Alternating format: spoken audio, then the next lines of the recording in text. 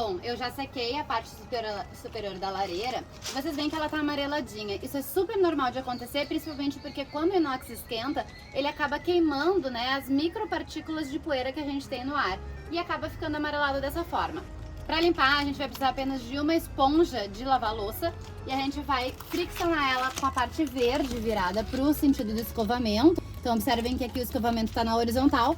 A gente vai passar essa esponja no sentido horizontal até que essa tonalidade amarelada vai saindo.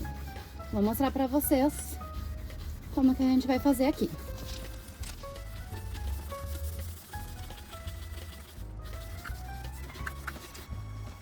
Olhem como a gente já vai percebendo a diferença da parte que tá ficando limpa para a parte que ainda tá suja.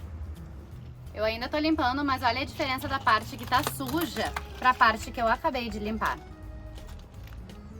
Terminei a limpeza, vocês podem ver que ela ficou impecável, nova de novo e pronta para o uso.